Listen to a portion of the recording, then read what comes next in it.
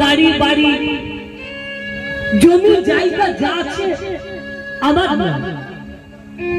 এই যে দেখছি সব গৌর হরি,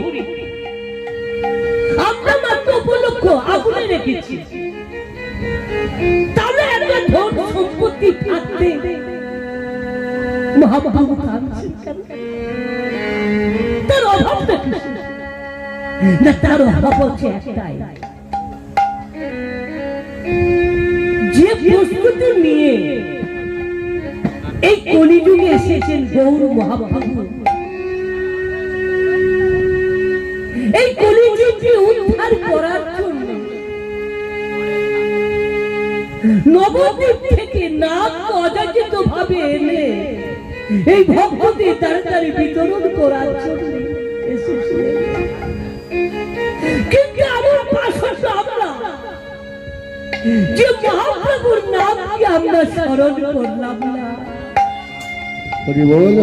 আমরা শুধু বলে দিয়ে জন্মগ্রহণ করে আমার করে সারা জীবন কাটিয়েছি। আমরা একবার বলতে পারি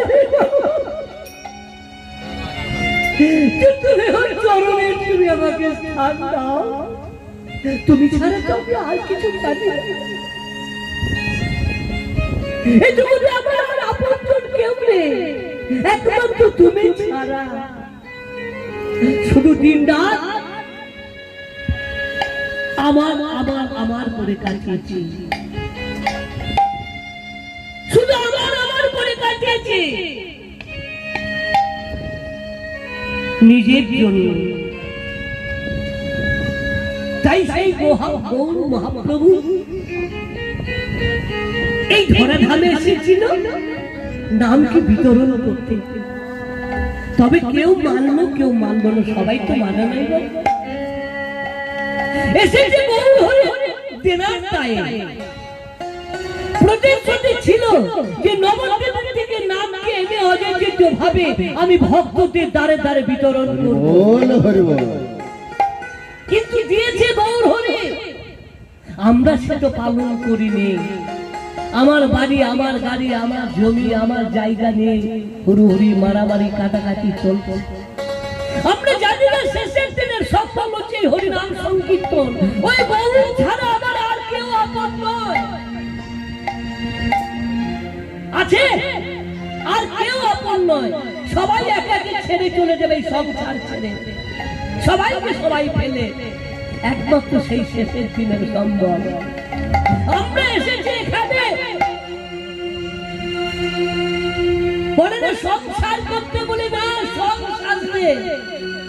সংসার করতে আসেনি।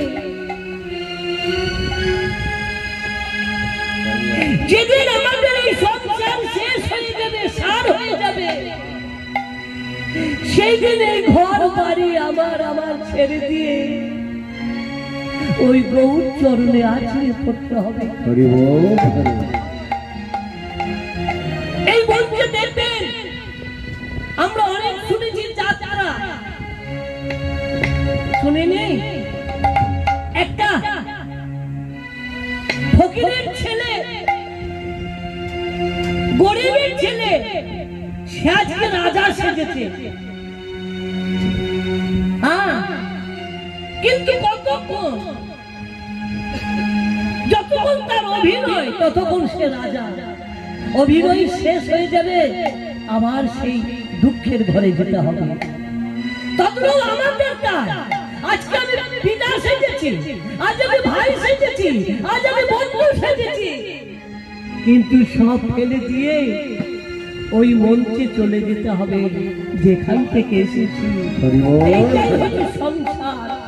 তাই গৌর মহাপ্রভুর চোখের জল দেখে একজন ভক্ত বলছে, দেখো দেখো কি বলছে, বলি সেই তো কাঁদে রে, সেই তো কাঁদে রে।